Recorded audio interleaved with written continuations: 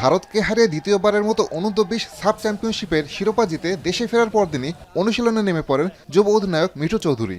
সেখানে মুখোমুখি হন এখন টেলিভিশনের, জানান স্বপ্নের ট্রফি জয়ের আদ্যপান্ত। ভারতকে হারিয়ে শিরোপা জেতার স্বাদ যে বাড়তি কিছু সেটা বোঝা গেল তার কথায়। সাফ চ্যাম্পিয়ন হলে অবশ্যই সবারই জয়ের আনন্দটা কাজ করে, যদি হয় প্রতিপক্ষ ভারত।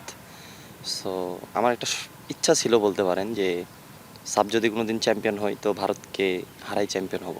তো আল্লাহর রহমতে আমরা ভারতকে হারাইতে পারছি, এটা অনেক বড় একটা অ্যাচিভমেন্ট আমি মনে করি। এবং আমার টিমমেটরাও ভারতকে হারানোর পর আপনারা দেখছেন আমরা কীভাবে সেলিব্রেশন করছি। তো ভারতকে হারায় চ্যাম্পিয়ন হতে পেরে আমি অনেক উচ্ছ্বাসিত। ট্রফি নিশ্চিত হওয়ার আগ মুহূর্ত পর্যন্ত স্নায়ুর পরীক্ষা দিতে হয়েছে বাংলাদেশকে। টাইব্রেকারের চতুর্থ শটে স্যামুয়েল লোকসামের মিসের পর সবার হার্টবিট বেড়ে গিয়েছিল কয়েক গুণ। মাঠে থাকা ফুটবলারদের মনে কি চলছিল তখন?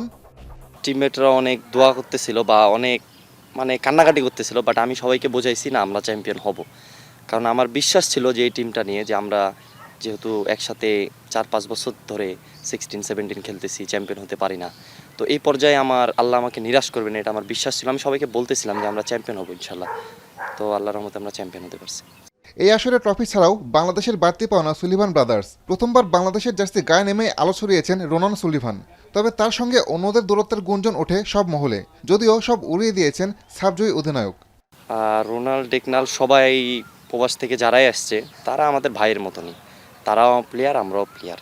আমি দেশবাসীকে সবাই উদ্দেশ্যে একটাই কথা বলতে চাই, একটা লোকাল প্লেয়ারকে আপনি যেভাবে দেখবেন সবাইকে সেম চোখে দেখবেন, তাহলে তারাও খুশি হবে, তারাও নিজের সর্বোচ্চটা দিয়ে দেশের জন্য লড়াই করে। টিমের ভিতরে অনেক বন্ডিং আছে, আপনি বলতে পারেন যে তারা আমার ভাই। তা আমরা কেন বাংলাদেশ টিমের হয়ে যখন খেলি তখন কেন এটা করবে? এটা আমরা কোনো সময় করিনি। মিঠুর স্বপ্ন কেবল বয়স পর্যায়ে নয়, একদিন মূল দলের হয়ে বাংলাদেশকে জেতাবেন ট্রফি। আসাদুজ্জামান লিটন, এখন, ঢাকা।